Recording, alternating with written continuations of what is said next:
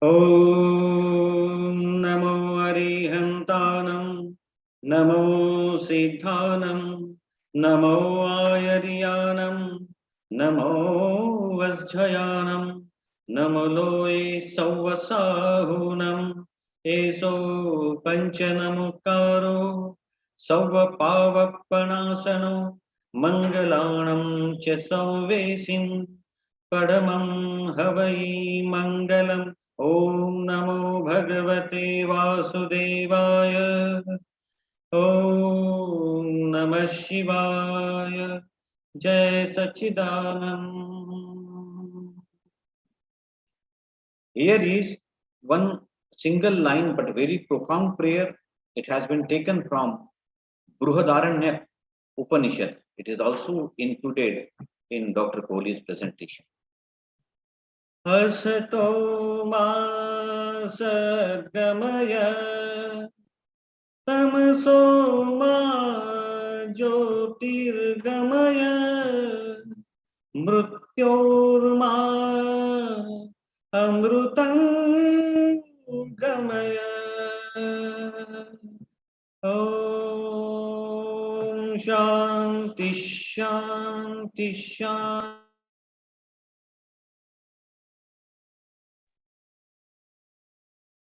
Co-host. Welcome everybody. Thank you very much for joining. My humble obeisance to today's facilitator, Dr. Kohli ji. Briefly, let me introduce Holistic Science Research Center.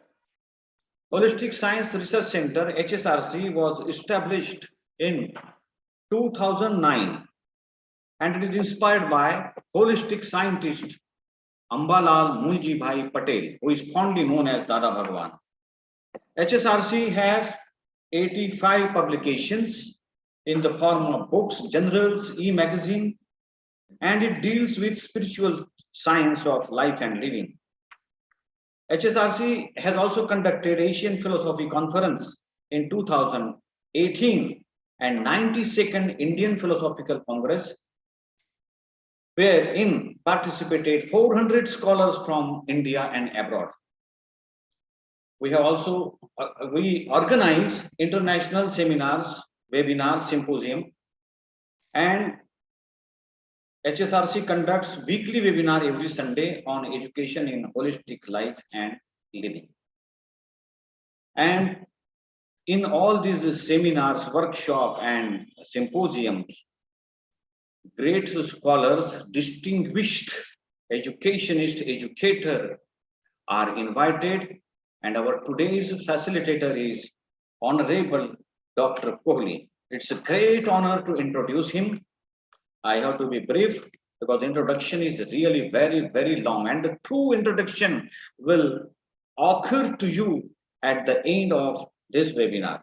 Dr. Kohli earned his Ph.D. degree in electrical engineer from IIT Roorkee, India. He enjoyed faculty positions in Panjab University, New York University, Golden Gate University, San Francisco. He has been invited speaker at Stanford University, California for many years. He worked as a communication research scientist at Bell Labs and other Bell companies.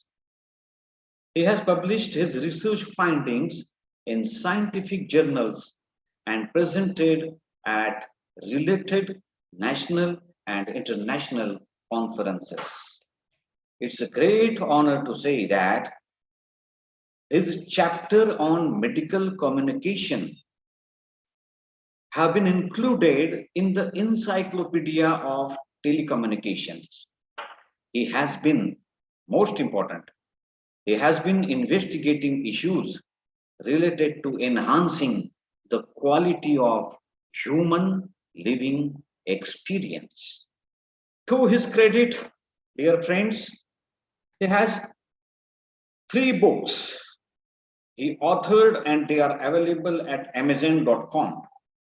Leaders transform education by reflective learning. Second is healing the human heart and mind. And the third one, cultivating a vibrant, global, compassionate order. All these are published by Scholars Prize of Germany. And it's my great privilege to welcome Dr. Kohli sir. I humbly request him to take charge of mic, and over to you, sir, now. Thank you very much.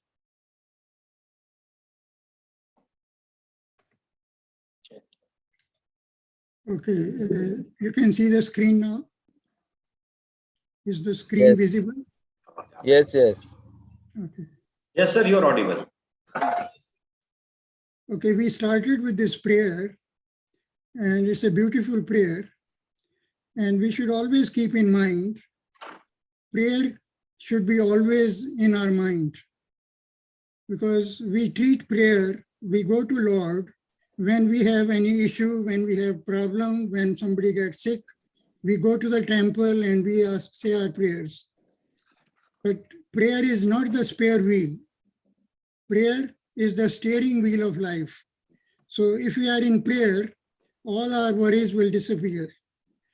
So Chandrakant started with this prayer, and I'll try to explain the meaning of these 3 verses.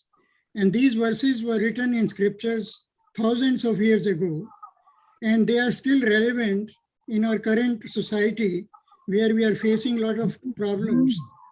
The first verse is Asto Ma Sadgomya.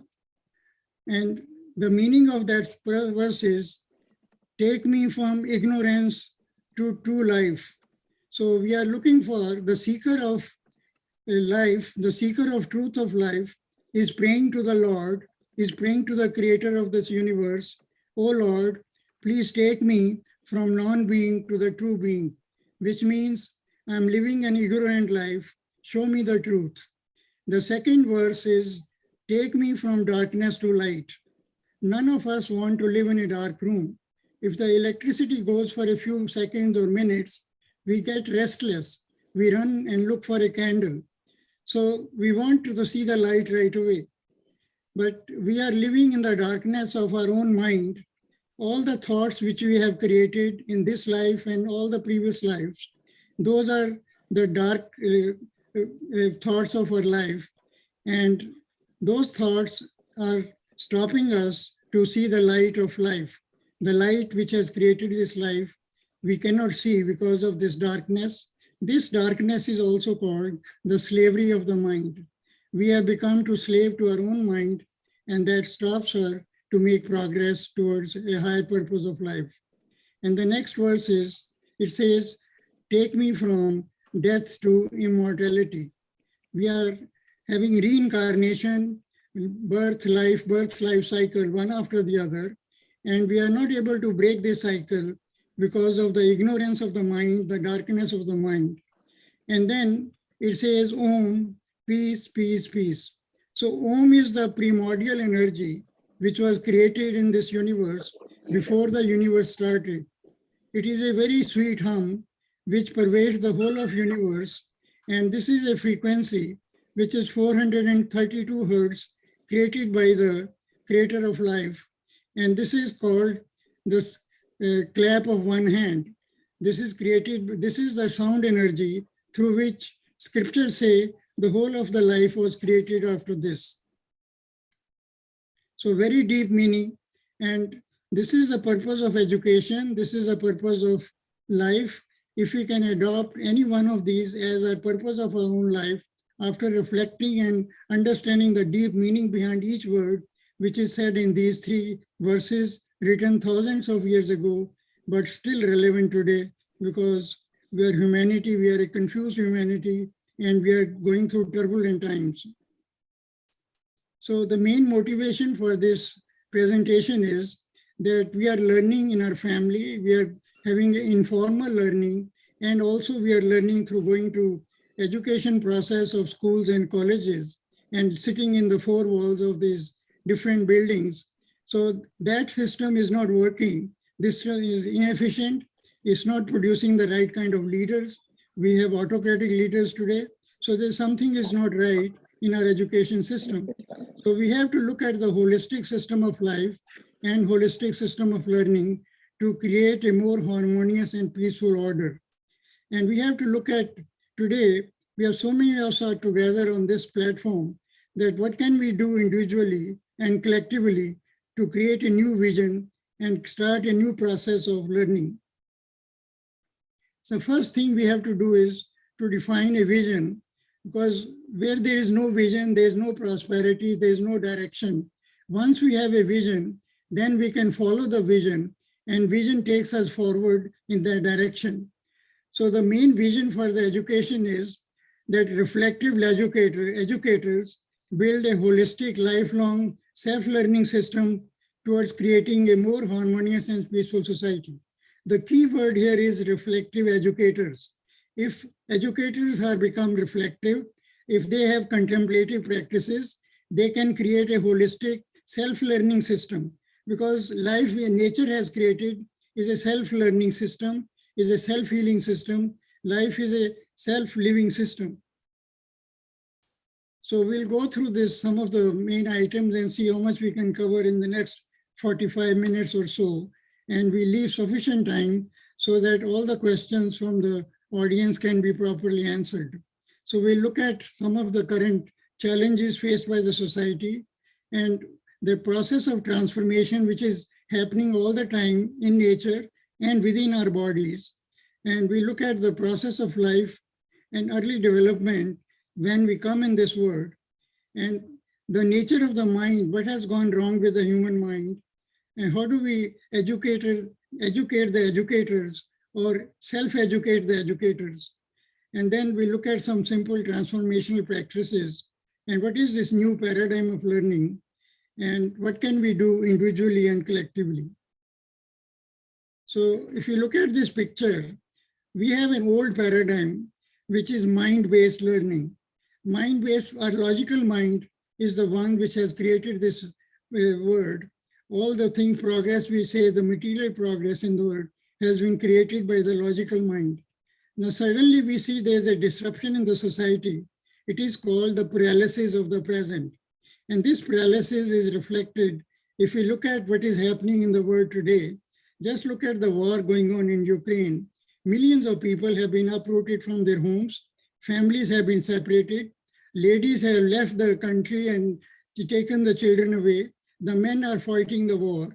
This is a breakdown in the human society.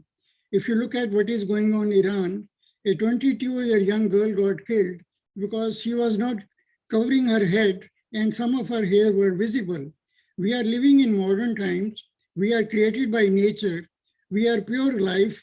And if we cover our head with scarf and cover our face with scarves, we can do so many crimes under that cover. So this is again a sign of breakdown on the humanity. If you look at in Afghanistan, the young girls are being stopped from going to college or schools. They cannot even have access to simple education. These are some of the signs. And then a lot of civil wars, a lot of unrest. And we have leaders in the United States, our past president, and he was a con artist. For 30 years, he cheated. Suddenly he got hold of the power and he radicalized millions of young people. And that the society, we have to deal with that phenomena even today. So this is we are in transition. There's a disruption. And if you look at the morality has gone down, the moral compass has missing. So we all need to refresh our moral compass. How do we live within the boundaries of morality? So these are some of the challenges. And this can all be overcome when we look at a new paradigm, which is called heart-based learning. And our heart has gone to sleep. And this is a time to awaken the heart. So Albert Einstein said that the world we have created is because of our thoughts and thinking. And all the problems which are created in the society is because of our thought.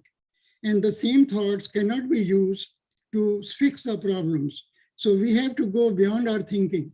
And we'll look into this in a few down the stream that what does it mean going beyond the thinking? Because mind's job is to think, but what kind of thoughts are harbored, that is very important. So why do we look at transformation?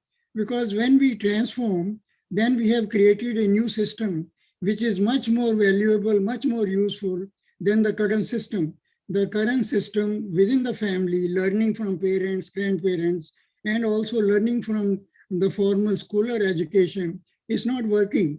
And whatever we have learned from the previous generation is being passed on to us through our parents and grandparents.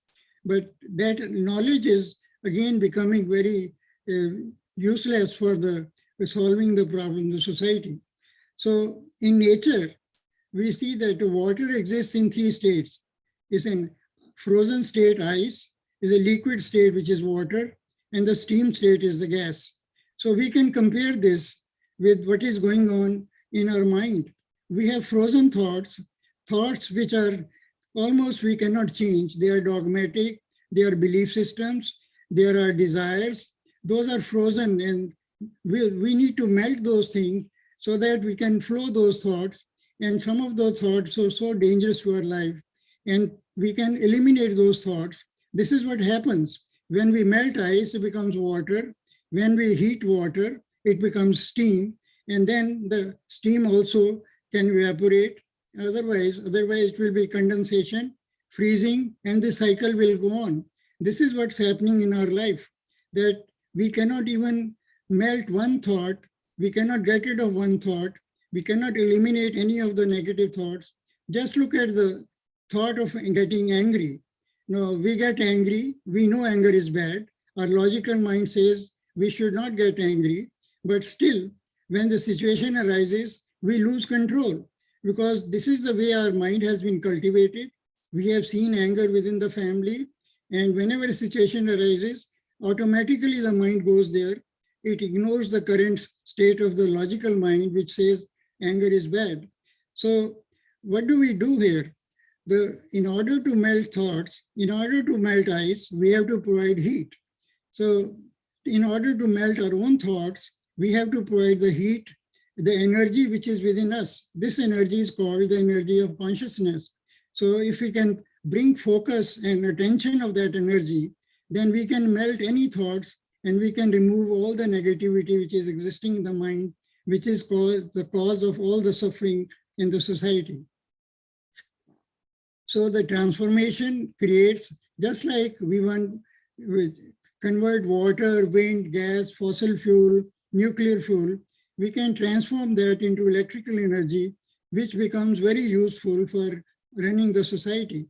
The same way, if we change our education system, it will become a much better and very useful system, which will help to create a more peaceful and will create leaders which are not autocratic, which are transformational leaders, which are visionary leaders, because if we don't have good leadership, this is how the whole society suffers. Now look at these images.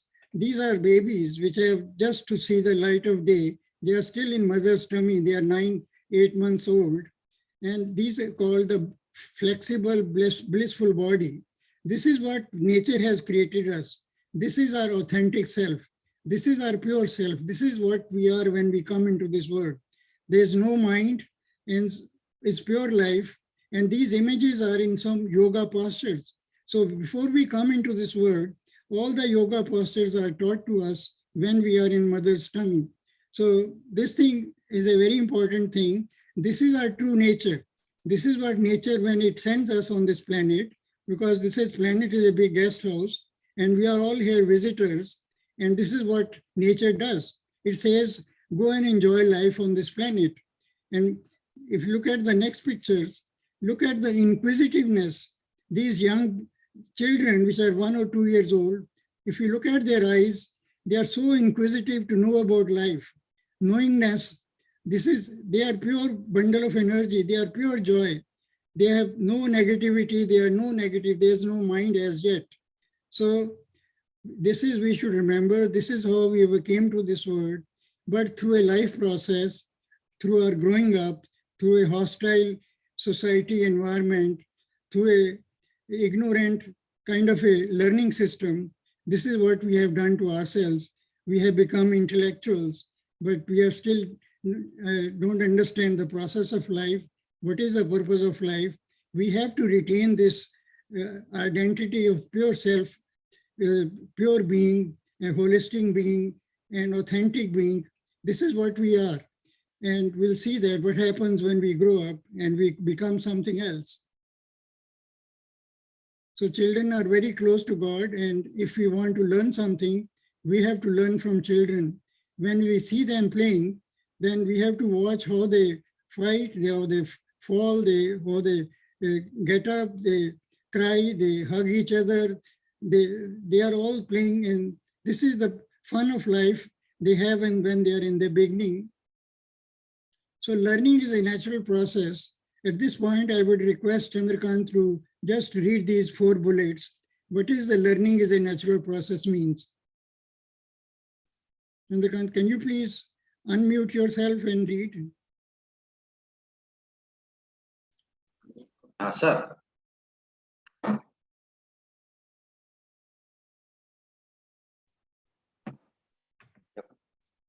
Please read from Learning these. is a natural process. Nature has given each human 5 learning channels. This corresponds to our 5 sense organs of smelling, tasting, seeing, listening, and touching.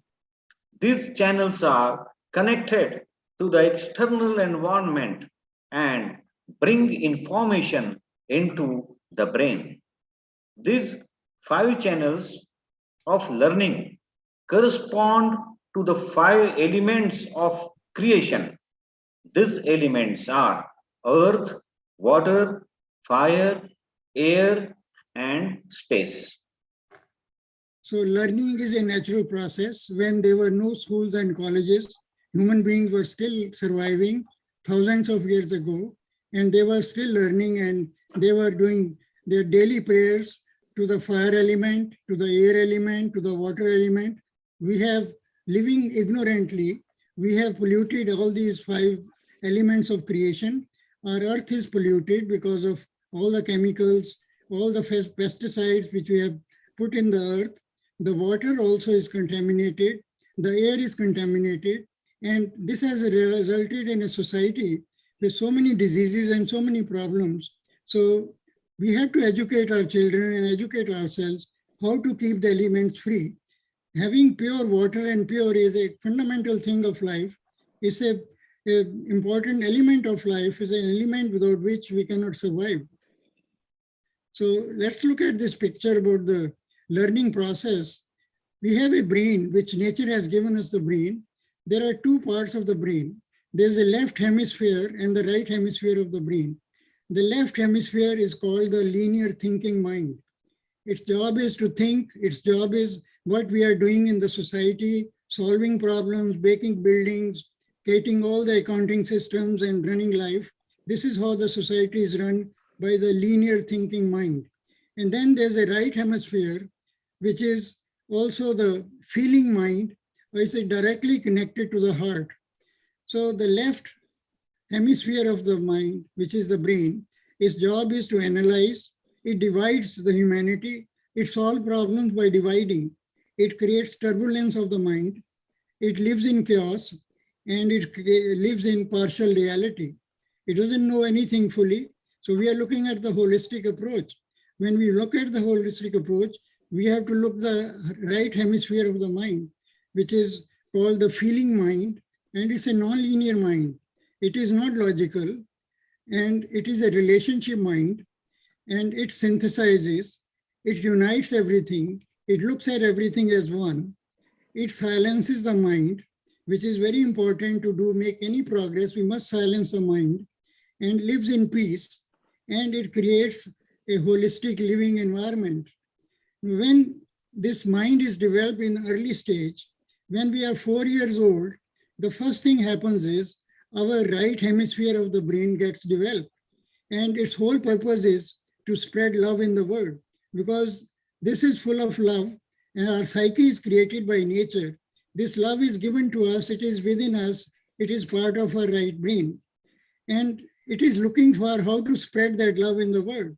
So it helps in the development of the left hemisphere of the brain, and between the ages of 4 and 7, the left brain gets developed.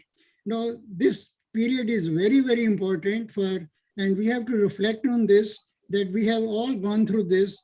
In these 3 years, from 4 years to 7 years, our mind gets developed, and mind is a clean slate, and we are being bombarded by what happens in the society, what our parents are doing. Parents are putting impressions on our mind. They have given us a name. They have given us a family name. They have given us other indicators, the kind of house we live in, the kind of car we drive. All those impressions are being put on the thinking mind, and then thinking mind is accumulating everything. And this is how the ego is born. And so we kind of, our purpose was to spread love in the world, but what has become is, by learning from the parents and grandparents, and also being connected with the media and society, other things, our brain gets polluted. The blueprint of our life gets tarnished because it loses its true purpose of spreading love in the world. So that purpose, once it's lost, it's very hard to reclaim it. And then after 7 years of age, we carry this burden with us, and then we learn and we get degrees and everything, then become actual intellectuals. And still, the damage has been done in the childhood, and we live with that damage for the rest of our life. And it's very hard to break that cycle. The purpose of holistic learning, the purpose of holistic living is to awaken the right hemisphere of the brain, which is a feeling mind, because feeling are individual, they are personal. And anybody goes to the doctor, the first thing doctor says, how do you feel? Now this cannot be measured, it can only be expressed by your own thoughts and by your own expressions. So feeling is the most important thing, but we are giving too much importance to thinking. And thinking is the one which has created all the problems. If we want to solve the problems, we have to awaken the feeling mind, which is very, very important. Chandrakant, can you please read Yes, just sir. The process don't of read the life. whole thing. Yeah, read just half of it and see. Yeah. At the time of birth, the slate of human mind is clean. There are no thoughts and there is no mind. Mother's unconditional love protects the newborn. Nature made life in early childhood. Each newborn life is whole, holy, and multidimensional. It radiates love towards everyone it comes in contact. Wonderful. Very soon, ignorant life process identifies this newborn life with a name, family name, race, color of the skin, country. This identification is imposed on each life by the family, society, and the self. This is the birth of ego. The mother's unconditional love becomes attachment of my son or daughter. Ignorance of the parents starts comparing children within and or outside of family. This division based on man-made false identification of name, race, family, possessions, etc.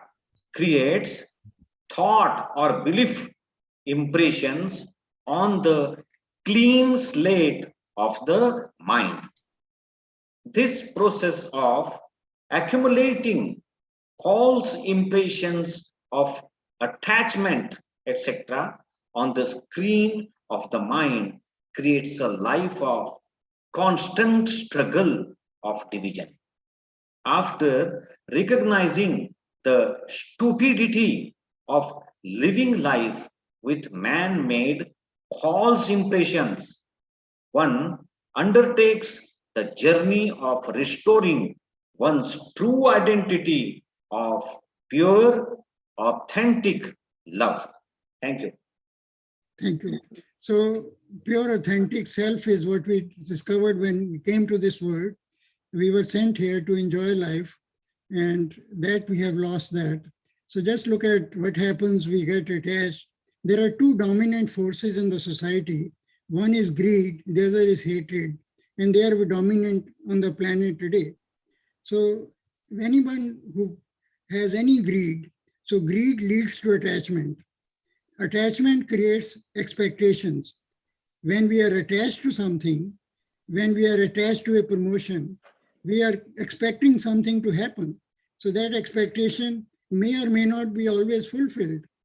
Unfulfillment of any expectation leads to frustration and fear. This is the game of ego, which puts us on autopilot. Our whole life runs like this. We are becoming trapped by our own ego. And the question which we have all asked to all the people listening now, and the people who will attend to this later on, can we live life by peeling off all labels? We have so many labels which society has put on, then we put our own labels. We get a Ph.D., we get a master's degree, we get something, another credit degree. So we get attached to these labels. The labels are okay, but they are not for the person on which the labels have been put.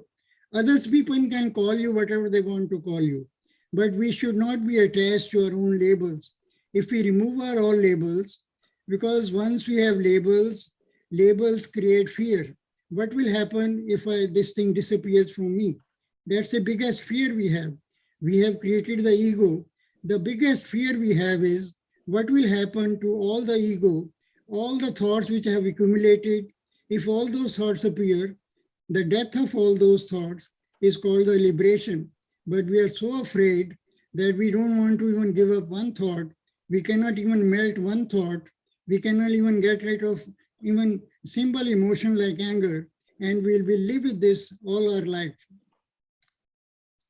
So if you look at this picture, this is a fragmented, egocentric life. We are about going to be 8 billion people, souls on the planet, which is one human family.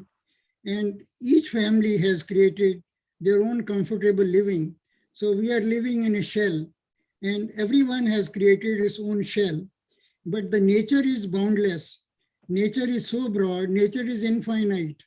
The purpose of life is to not live a comfortable life, to break this shell of ignorance, to not live in any boundaries, because our life is boundless.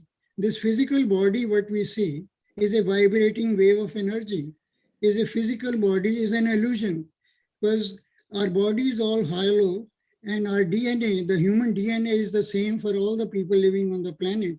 All the boundaries we have created, the national boundaries, the regional boundaries, the state boundaries, there are artificial boundaries created by man. Those are man-made things, and man-made things are different from nature-made. Nature-made is all infinite, boundaryless. So if we want to make any progress, we have to look at our ego.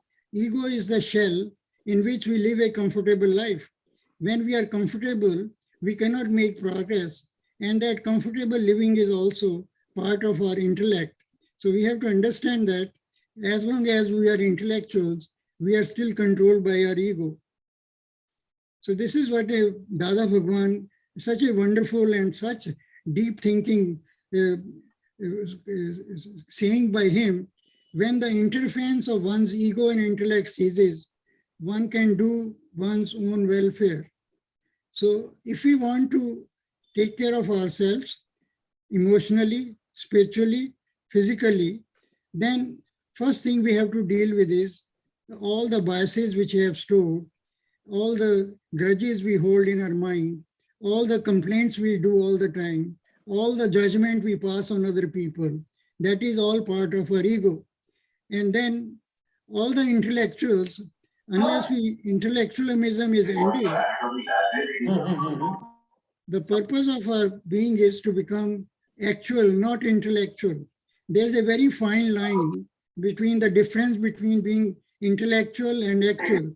When we create a shell of intellectualism, then we live in the comfort, when we live in the boundaries of those intellectualism, and then As long as we are intellectuals and our ego is controlling that intellect, there is no significant progress on the road to higher purpose of life.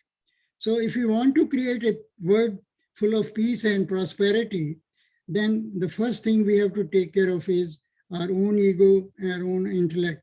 There is no shortcut, there is no other way, because all journeys, all transformation starts from the self. If the self is happy, it can promote happiness in the world. If you look at this picture, we have a deep connection with nature. We are just another life of nature. Each life in nature is unique. Each human being has its uniqueness and has its own unique way to participate in the process of life and to discover the purpose of life. The purpose of life can only be discovered when we fully connect with life, and we understand that if there is a deep connection between humans and nature. In this picture, we cannot survive without trees, because trees give us oxygen and they take away our refuses, the carbon dioxide, which we release all the time. And this cycle continuously goes on endlessly. So life is a very dynamic process. And this is happening within our own body also. There's a transformation happening within our body.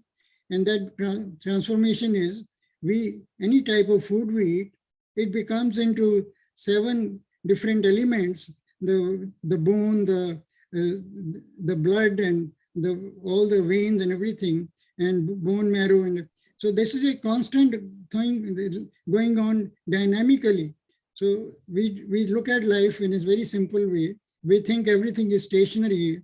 Nothing is stationary. Everything is vibrating. Everything is energy. And we should understand this simple principle of life. And then we can respect nature. If we see our oneness, that nature and one, we are not different. We are just exactly what nature is.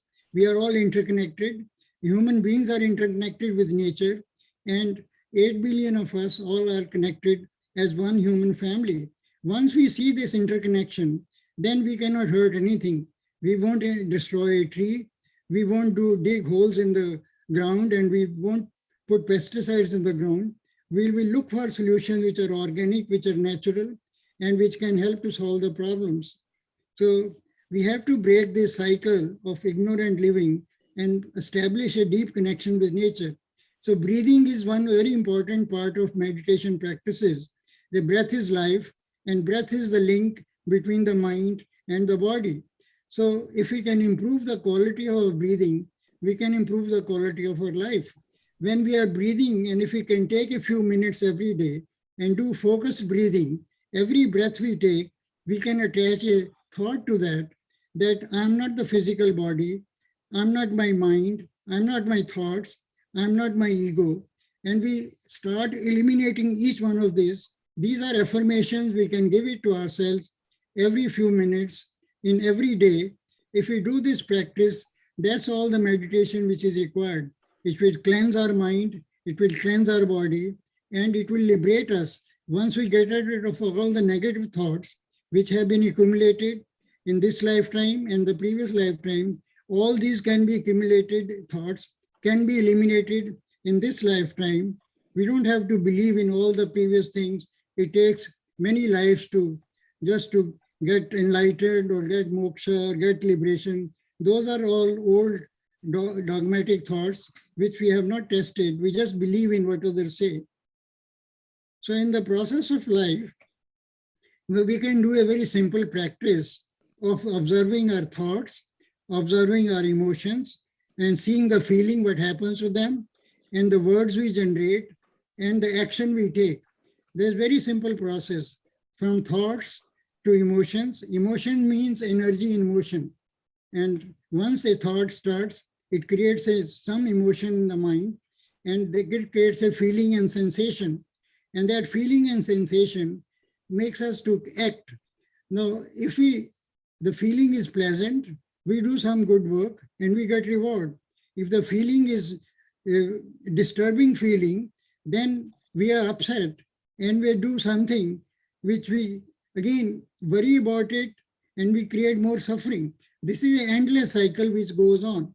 So once we know how to break this cycle, so what happens is When we enjoy a feeling, we get clinging and attachment to that. And that attachment lead to more attachment and more, we want to do more the same thing. So if we can stop this practice, break this cycle here, and then reflect on this, because this is happening every day in our life, but we don't have time to think through this. We don't have time to look at what is going on in our life. So we spend a lot of time on these things, but still we don't know how to break this cycle. This is the cycle of autopilot, which ego has put within us, and unknowingly, without our permission, we had no mind, but it was put on our mind without our permission. Once we understood that process, how did we get contaminated? How did we lose the purpose of life? How did we become this automatic machinery, which is doing every day, going to office, doing the same thing, raising children, getting old, getting sick, and then checking out of the world without even knowing the purpose of life? What is the purpose of our visit? Why we came on this planet? What is the purpose of the guest house we were given to enjoy? Did we really learn anything? And did we leave this guest house behind in a better shape than we acquired when we were sent here? So all these are questions which we have to answer by just reflecting for 5 minutes. We have to go through so many things, and every day we come across with friends, family, children, and we have dialogue, we have confrontation, we have issues. We never reflect on those things, that how did we behave in every situation, and could we do something better next time if the same situation arises? Did we lose our anger? Were we patient? Were we silent? Were we quiet? Did we walk away from the situation? Those are just every evening we can take 5 minutes to reflect on the daily events. And if something major conflict happened, we can correct ourselves, because everything is within our mind and within our own control. If we stop our ego, because ego won't let us make any progress. So we have to address all the biases we have created in our mind, the discrimination based on the color of the skin. The whiteness color has created so much chaos in the society. The white superiority. The Hitler created the World War, and he created hatred for Jews. Donald Trump created a big attack on the US Capitol because he wants to promote the white culture in the United States. So any wrong thought, it can hurt the society, it can hurt millions of people. So one has to be very careful what kind of a thoughts, what kind of an ideology we're promoting in the society, because certain things can become very dangerous also. Now, what is happening in the Ukraine, there's a big war going on. It's just the ego of a dysfunctional leader. He wants to annex the land of a neighboring country. So these small things can create wars and become world wars also. So I think time for you to read some, please. Yeah, psychological evolution and psychological revolution. Human mind and brain has been on an evolutionary path since at least for 230,000 years. Recently discovered human remains in Ethiopia. The flow of thoughts rising in the mind and working through the brain has created life as the current living experience of most of the present day humanity. The world created by thought and linear time is full of chaos, misery, and suffering for generation after generation. Human thought is the instrument of analysis, and this endless analysis has paralyzed the world. Analysis without synthesis does not solve problems created by thought. Or 5 sensory learning channels of watching, listening, touching, tasting, and smelling have built a perception of the brain. This perception allows us to survive in the world. Human thought has divided one reality into many fragments. This division of likes and dislikes, greed and hatred, reward and punishment has built a society full of daily struggle and disorder. Thank you, Please sir. continue. Yeah. It's continued. Yeah.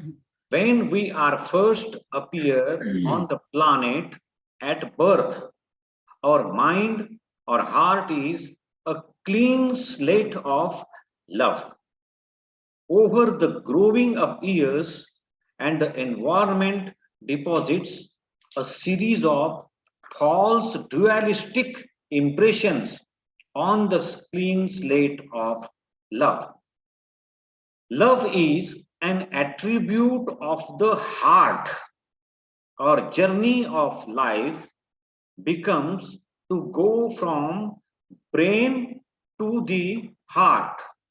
Modern research of the brain shows its neuroplasticity quality of reconfiguring itself by positive thoughts.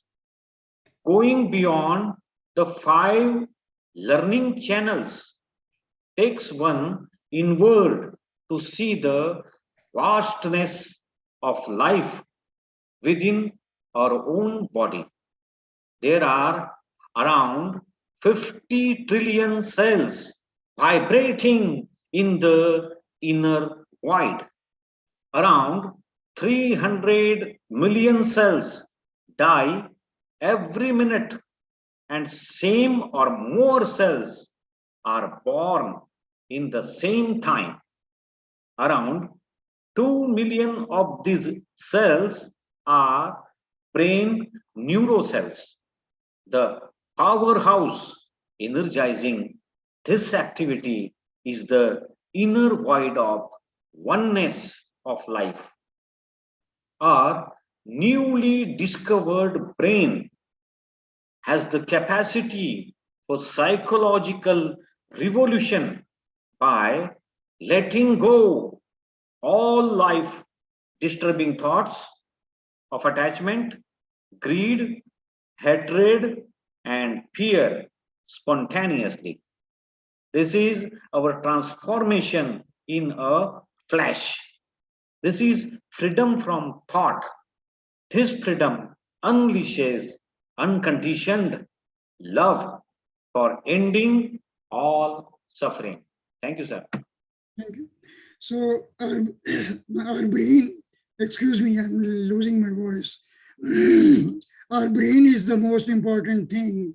And whenever there's a negative thought, it is processed by the brain, and brain loses its capacity because it's unnecessarily using energy which can be used for some good purpose and becomes inefficient. So we have already covered this, that if we look at and see what is going on in our daily life, and we reflect on that, and we find out that fear is something behind everything we are doing. And as long as there is fear, there is no freedom of mind. And we have gone through a pandemic for the last 2.5, 3 years, and whole society is living with fear of the pandemic, which is a natural phenomenon, which is a blindfolded fear. There's no reason to become fearful from a natural event, because these natural events happen 100 years around every cycle or so. And there are natural cycles happening every year. And if we start worrying about the microscopic nature of life and how these different phenomena are created in nature, we have to just observe these phenomena rather become fearful of them. If we become fearful, then our progress in life stops. So what we want to do in our education system is the main focus, as we said in the vision in the beginning, is we have to create reflective facilitators. Reflective facilitators are the one, they build the foundation of the society. They generate the next generation of the educators, the next generation of educated humans. So what we are to do, the schools and colleges, they should become social and emotional learning centers because now we have a technology which we can put on the internet and people can learn everything, because once we know how to learn, the basic learning process of just reading, writing, and arithmetic, once we develop and provide these skills in a positive way, learning through music, learning through art, learning through dance, learning through by connection with the trees, learning with the connection with the butterflies, learning in spending time in nature rather than sitting in the room, dancing and playing and all that. And that is the role of the reflective facilitators, not sitting in a classroom and giving lectures. So in the early education, we have to start a process where we can train reflective facilitators. There has to be a plan, 6 months, 1 year, 2 year, 3 year, where all educators should go through this process of reflective learning, learn how our mind works, how we can clean our mind, how we can become a feeling human being rather than just a thinking human being, how we awaken the feeling part of our mind, the love part of our mind, because all the suffering in the world can be finished by the emotion of love. Love is the antidote to all the suffering. So once we start this process, then it goes beyond the classroom. It goes into the schools, in the families, in the caretakers, in the communities, in the society, and in the world. So world peace starts with the reflective facilitators. And once they start this process, then there's no end to this. All the people on this conference, they have their own influence within the family. They have their circle of friends, they have students, and they have other connections. And they can spread this message that the need for reflective facilitators, they can become reflective facilitators by simple practices, by just observing what is happening daily. They can also look at the vision which has been defined here. How do we create a self-learning system? Because learning channels are all there. We have to use those channels properly. And learning is an automatic process. This instrument of divine, which we call the human body, is the most intelligent, most sophisticated instrument on the planet. And this is, again, is full of infinite intelligence. That intelligence is the love within us, the love which is given by nature, and the purpose is to spread that love in the world. But those channels have been blocked. We have to open up those channels, and those channels can be opened by the reflective facilitators. First, they open their own channels, then they become the real facilitators of education and changing the education system. Can you please read? Reflective facilitators create interactive learning. Reflective facilitators are fully awakened to the life process. They bring themselves to the level of the learners. The love from the heart of the facilitator easily flows to the heart of learner, being at the same level. Each session demands a different level of interactive dialogue. Around 50% time is devoted to group interactive conversations. Reflective facilitators are trained in one or more creative skills of music, art, dance, connection with plants, birds, and animals. Thank you. So transforming global education, all education training centers must become reflective learning centers globally. So this is a change. This is a policy decision which has to be taken by each country and each independent state, those who are controlling the education. We should not call them teachers training centers. We should call them reflective learning centers. And reflective practices are very simple. We look at the ego, how ego is developed, how unknowingly and without our permission, things are imposed on our mind when we were very young. And how do we reverse this cycle and start getting rid of all the negativity which is running our life? So that is part of the education process of training the reflective facilitators. So these contemplative practices are very, very simple practices, but they have to be done in a group and also individually. And this inner cleanliness, inner transformation is the first thing before we can transform the society, before we transform the education system. So this process has to pick up, and all the people on the conference here, all the people those listening, they have their own responsibility to bring this knowledge into their own lives in whatever simple ways they can start this process. They can find the vision of their own life. Oh Lord, take me from darkness to light, or any of the 3 verses we said in the beginning, that liberate me in this lifetime, give me the freedom so that I can solve all the problems which has been created by an ignorant society, the problems which are going on today, and the major problems of economic disparity, the disease, the hunger. Now, people don't have roof on their head. This is unfortunate that we are living such a material-rich society, and we cannot take care of the basic human needs. There are human rights issues which are being neglected. So our children, we must learn and we must educate our children about whatever is going on in the society, and we must ask them to participate and become aware of, and then learn the right things and strengthen their moral character, give them a moral compass, and live within boundaries of the morality, and do the right things, learn the right things, and do service projects while in the very young age. It has to start very early on, because the blueprint of life is created, right, starting from the age of 4. So we have to be very mindful of the life of the new learners, because they are the future of the society. And if in this process, we can create some transformational leaders. The current leaders are transactional leaders. They are just surviving. They're trying to hold on to the power. They are extremely power hungry because they are clinging to power. They cannot solve the real problems of the society because they have to fight the daily battle. So their life is a struggle by itself. So we are hoping that if we transform our education system, then we can start creating transformational leaders, those who have vision, of living a more humane society, a more humanistic society. So all those become possible once we have taken care of our own transformation within, because nothing else can help us unless we help ourselves. When we have transformed ourselves, we have made a big giant step in our own prosperity, in our own progress towards higher purpose of life.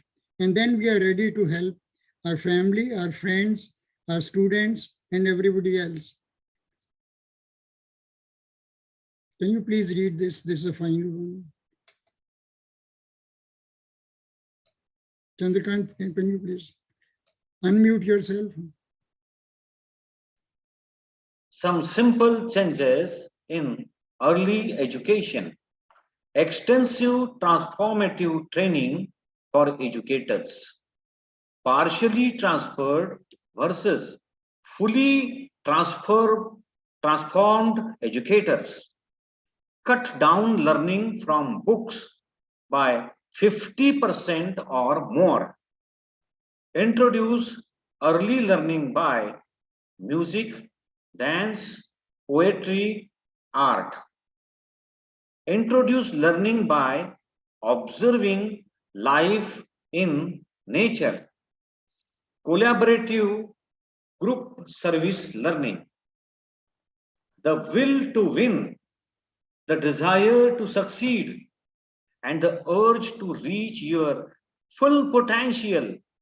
These are the keys that will unlock the door to personal excellence. Confucius. Thank you, sir.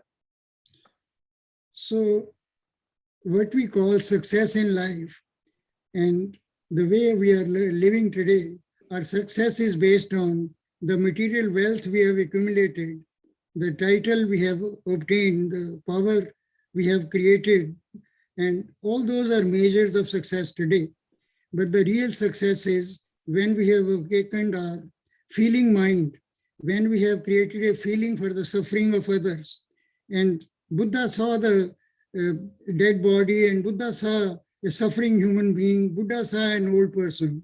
And he took that suffering in his heart, and he went to jungles for 10 years to find out why there is suffering in the world. And then he found that suffering is all within us. And once we address that issue of suffering, we can transform ourselves. So our success is not based on the material success, what we see today in the world.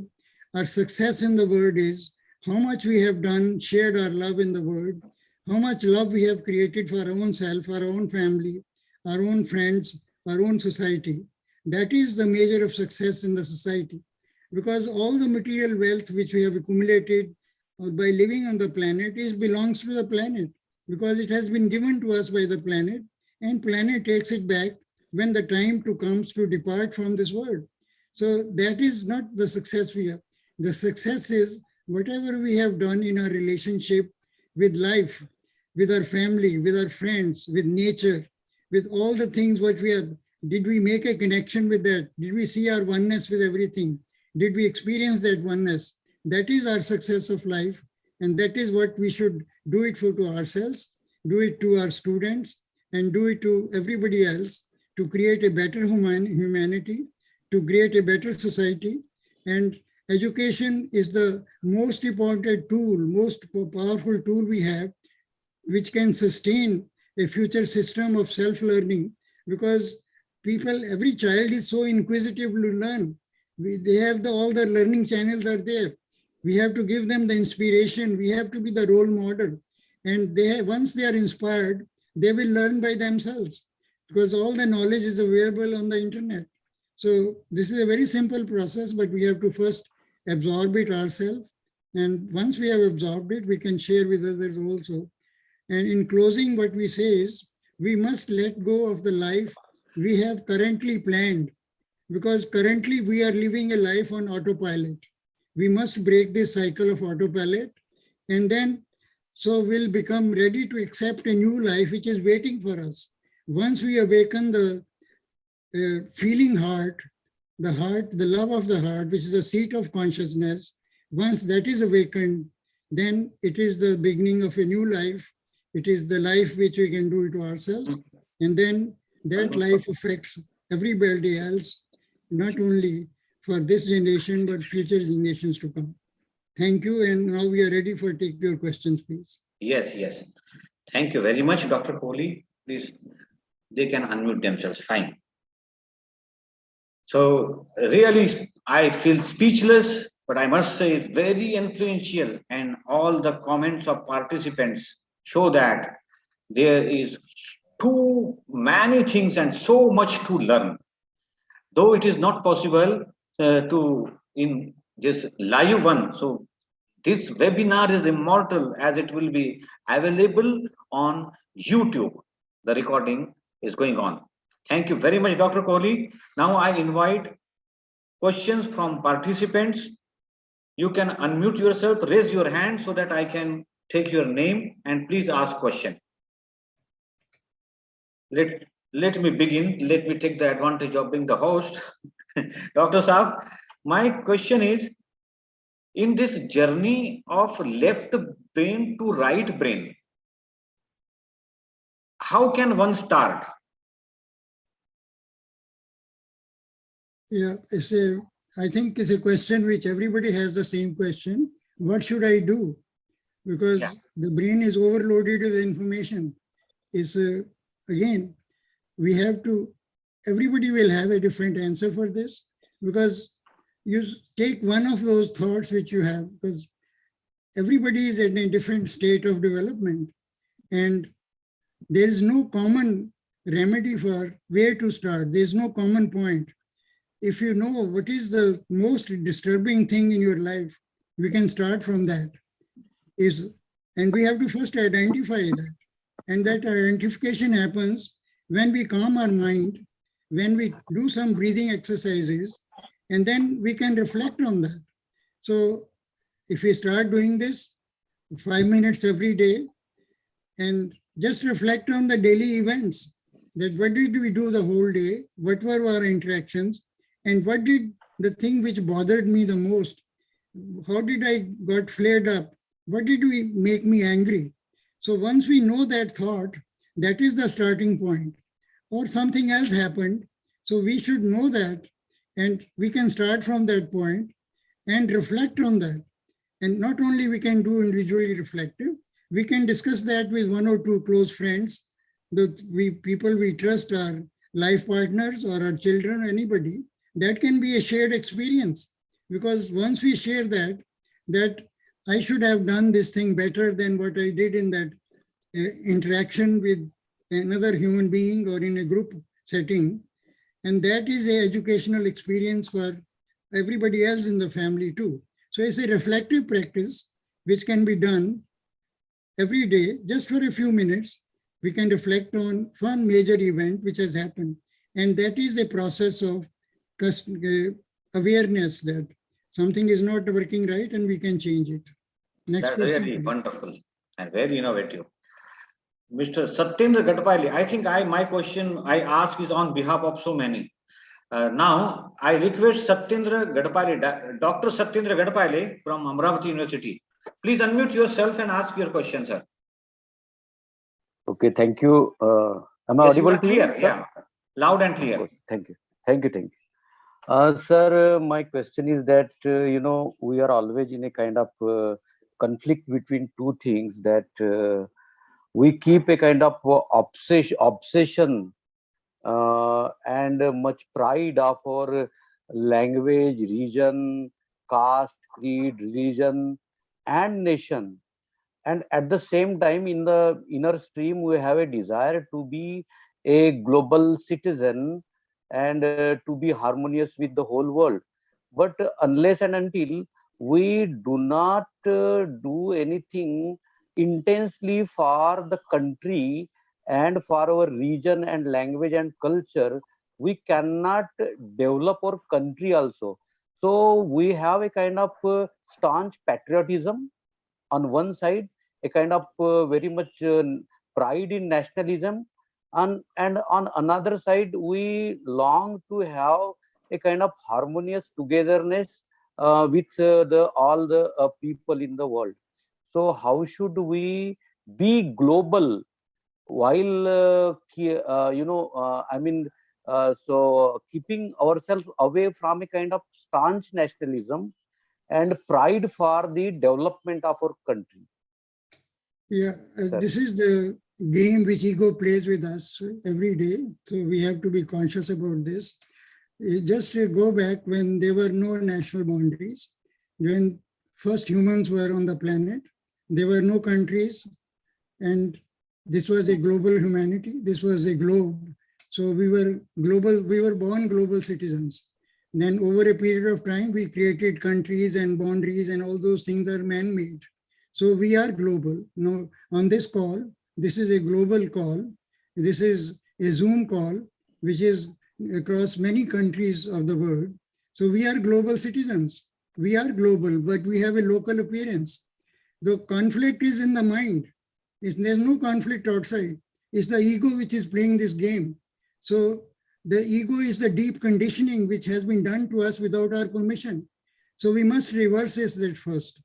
The heart is always looking for harmonious living, because this is the nature of the heart. This is our authentic self. We are pure love. But the thinking mind has created the ego.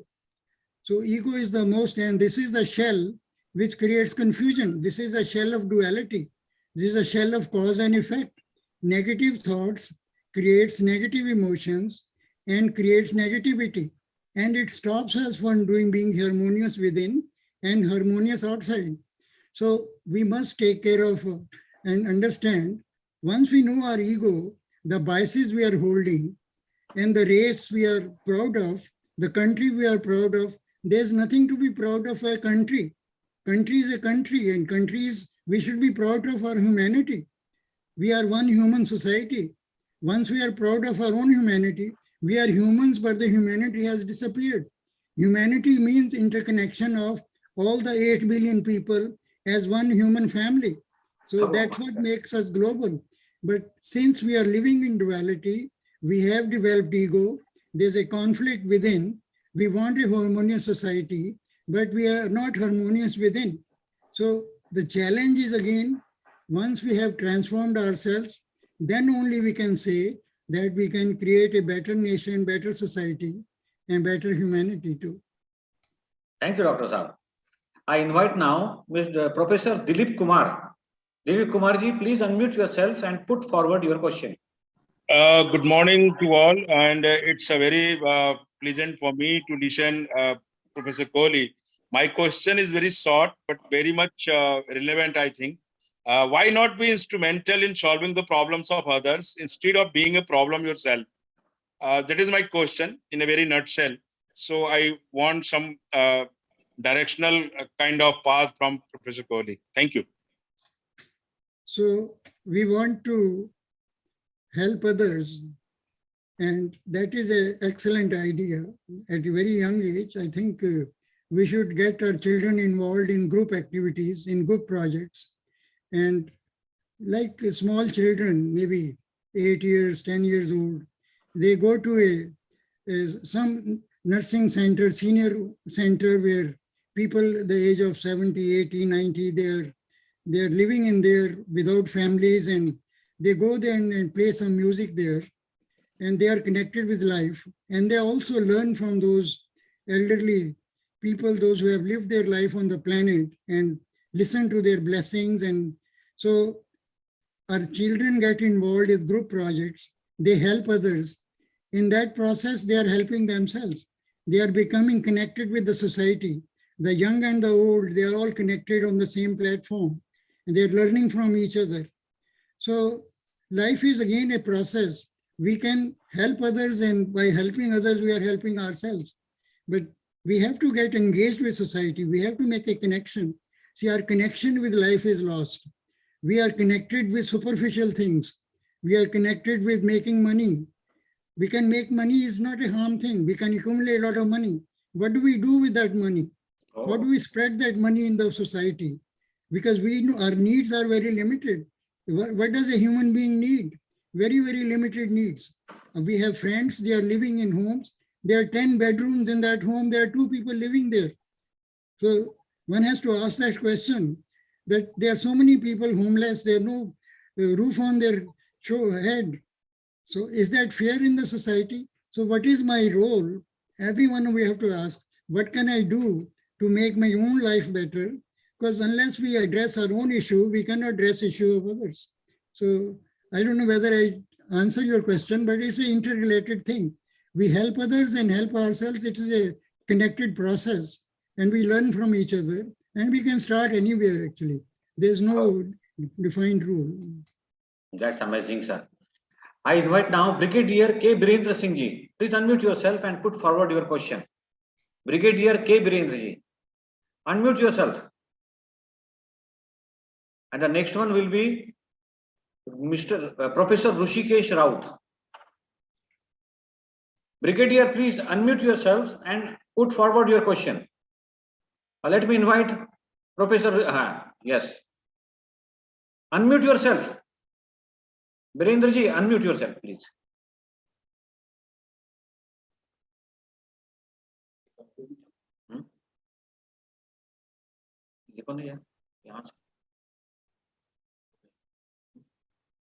No, he is not still. Here is.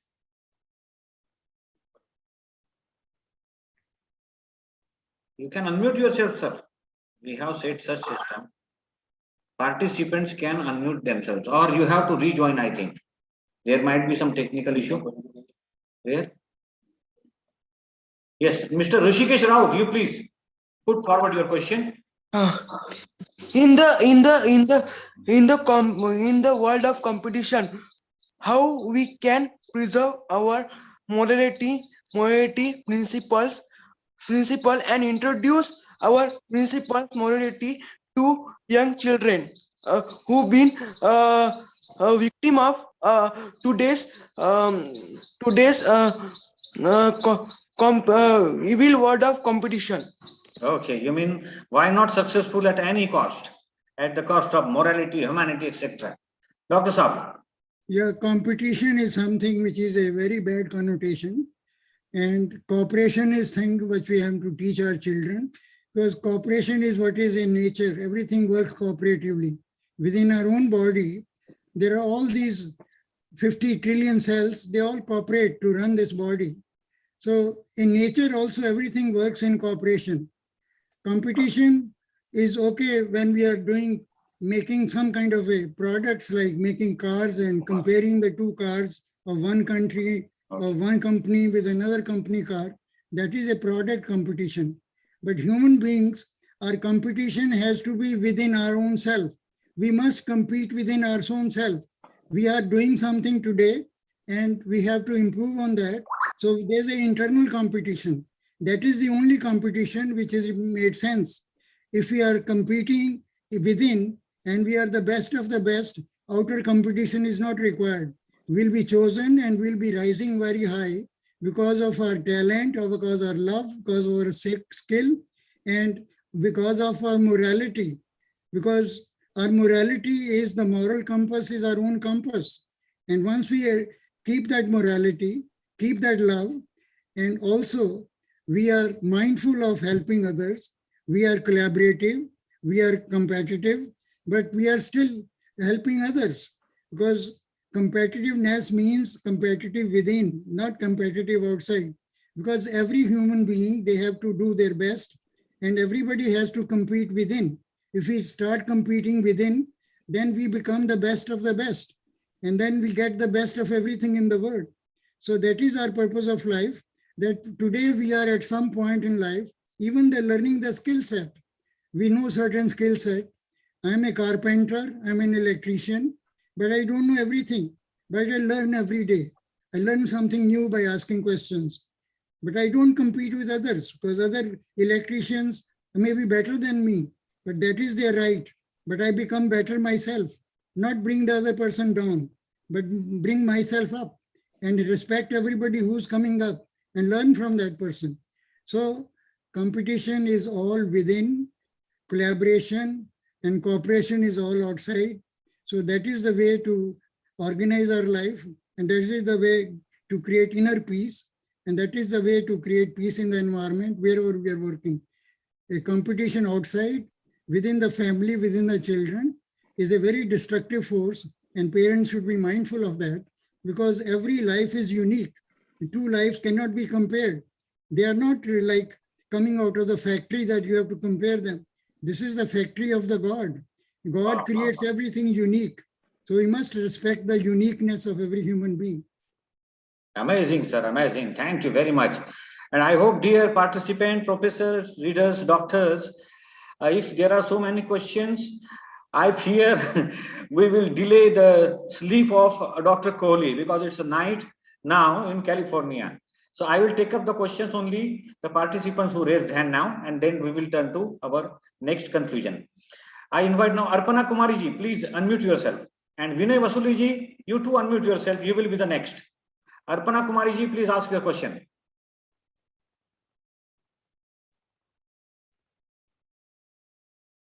Vinay Vasuli ji, you unmute yourself.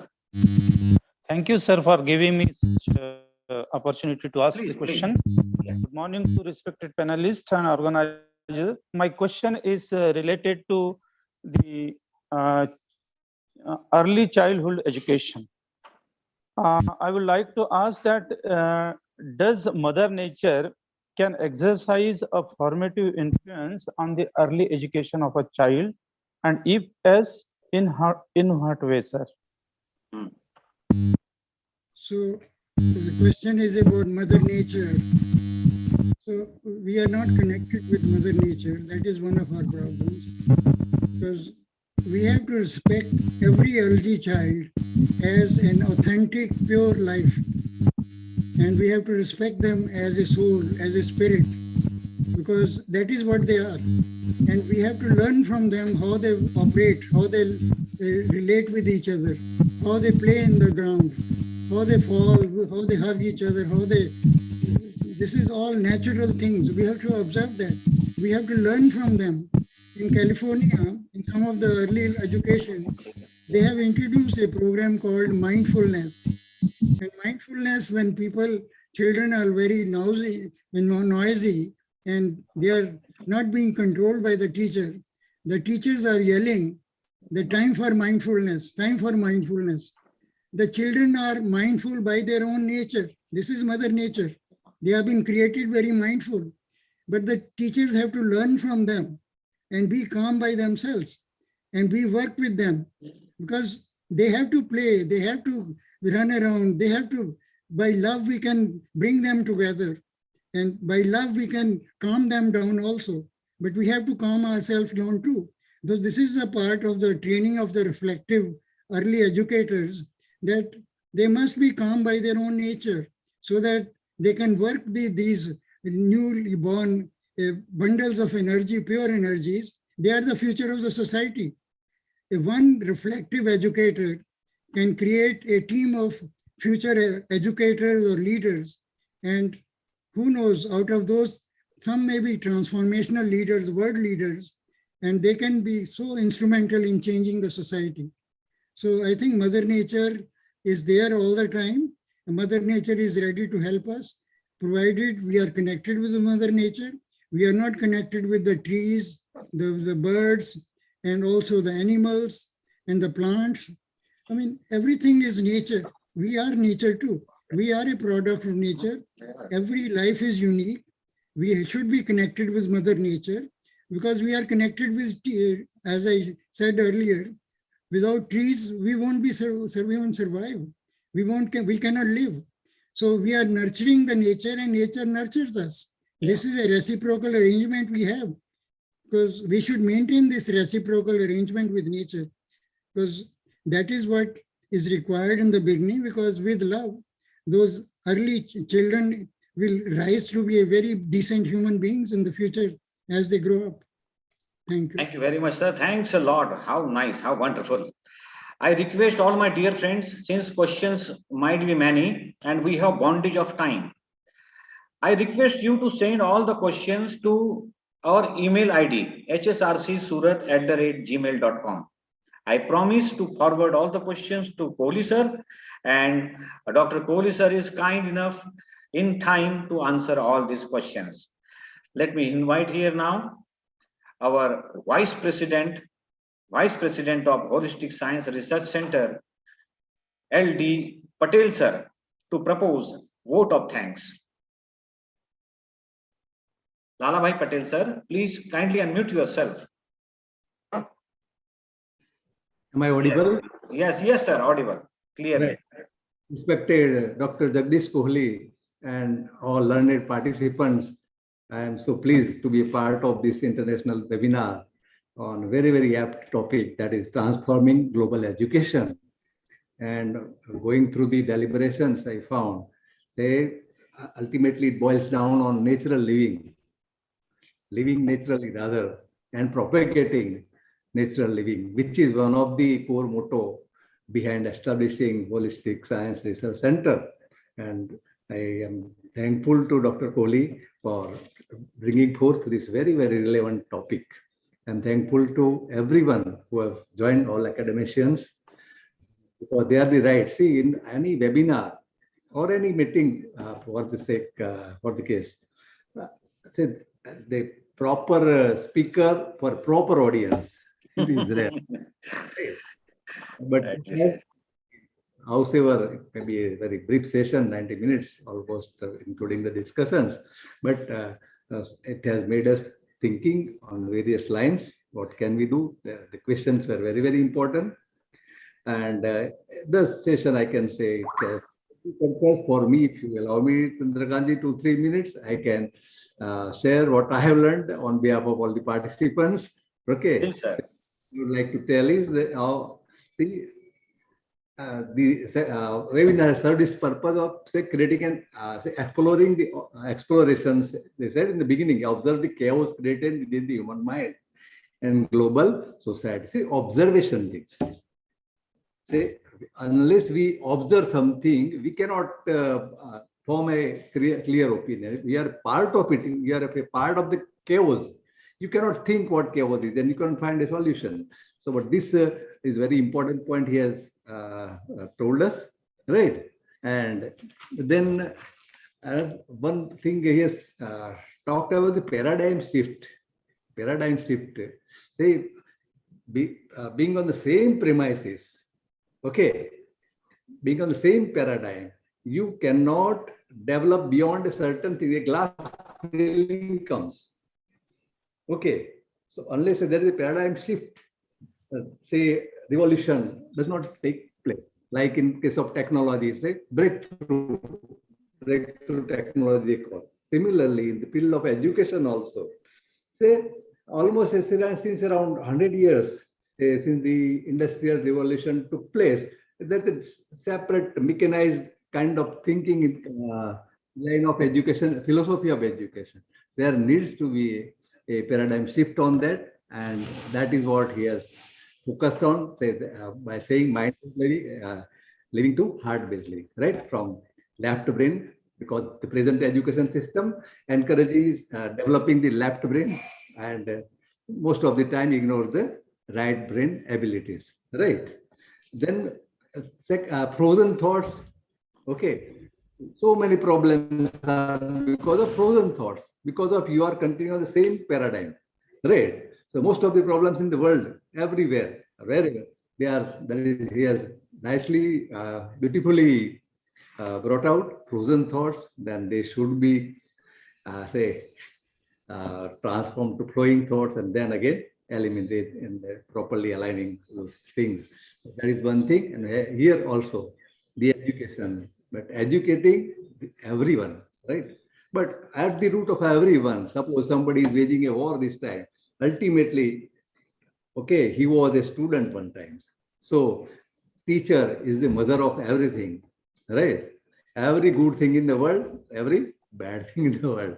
Ultimately, everyone has gone through some or the other teacher or a group of teachers. So because this is the right audience, enlightened audience, where they should be thinking this, and we have collectively started thinking about this, right? And linear thinking to non-linear thinking. This is also what I observed. Everybody thinks linear now, because education encourages linear thinking, right? Ultimately, what happens that he starts thinking in a linear manner in respect of everything, including his family life. Okay, and this blasts the entire family peace. Everybody thinks in a linear manner. So this is a great point he has brought out, because people should be encouraged to say at least nurture this non-linear thinking, which has so many interpersonal issues. Dada Bhagwan used to say that is judge. He decides very complicated cases, but he cannot decide some small trifling issues with his wife. Okay, it's a linear thinking, non-linear thinking. Then he has brought out this connection among humans and nature. Humans have just, we have been forced to think continuously that we are responsible for everything, and especially in the competitive world. Say you are competing with everyone, okay. So nobody wins in that race. So everybody gets tired. Nobody wins if everybody competes. Okay, if two brothers in a small family, they are told to compete with each other, what happens? Okay, so your family life is ruined and peace is ruined. So actually connection between humans and nature, that is a wonderful point he has brought out. And this is how observing oneself, this is one thing. And I was reading one book, Tao of Physics.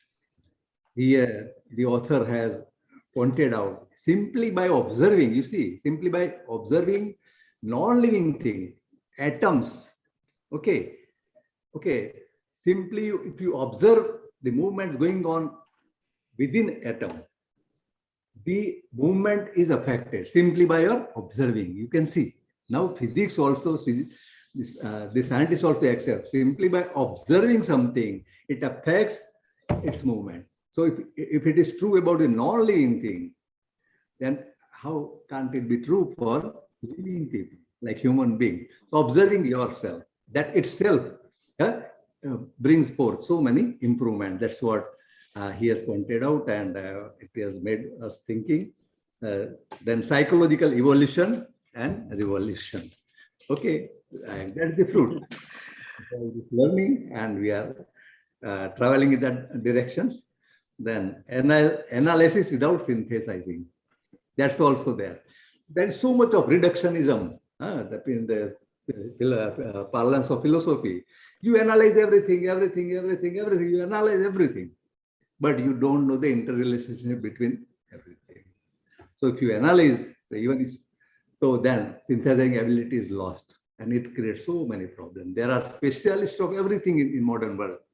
Nobody knows what human body is, right? So in this direction, India can provide lots of ancient knowledge for this, right? Then we have the ability for it. That is what he has pointed out. Because say every minute 2 million neuro brain cells are replaced by new neural cells. That means you have the ability. Anybody, provided he decides. If a person decides, he can learn new things at any age, any stage. That is what he has pointed out, and being a scientist of his caliber, so it's a good learning for us. So new learning, that is the only thing. So with this, we can be a part of transforming education as he wants, and we join with your mission of spreading this need for transforming global education, and a small beginning has been done. And he has talked about love. That's true, naturally. See, in all education, we see, especially the Western kind of, we are ignoring the existence of soul, the existence of consciousness, right? As if it is not there. In America, I had an opportunity to discuss with one psychologist. He was my relative, no doubt, but 45 minutes I had discussed, I could not convince him there is something like soul. Okay, now he is a counselor in Chicago. See what kind of counseling, what kind of success he would be achieving simply by ignoring the existence of a very, very important core thing, okay, of the consciousness, right? That is Atman. And the time has come that everyone, especially people like these spiritual ambassadors like Dr. Kohli from India, now in America, they can definitely, without, why should we hesitate in telling that there's something like soul, which is important, immortal, okay, transmigrating, everything. If simply by accepting this truth of life, it definitely goes a long way in bringing the paradigm shift, which Dr. Kohli is talking. So thank you very much. I've taken some more time, more than allotted to me, but I thought that's wonderful, sir. Thank you very much for amazing concluding comments. It helps us to revise the entire topic as well. Dear participants, as I said to you earlier, you can forward your questions to our email ID hsrcsurat@gmail.com. You can also visit the website www.holisticscience.org.in. Now, as a token of affection and respect from HSRC, we will send you PDF of most translated book of Dada Bhagwan along with certificate of participation. Thank you very much. Thanks a lot, Dr. Kohli, sir. I hope your sleep is not delayed. Hats off to you, sir. And this webinar is forever there on YouTube for our reference every now and then. With these words, let me conclude with Om Shanti Shanti Shanti. Om Shanti Shanti Shanti. Take good care of yourself. Goodbye. Have a very good time. Thank you very much. Thank you very much, all of us.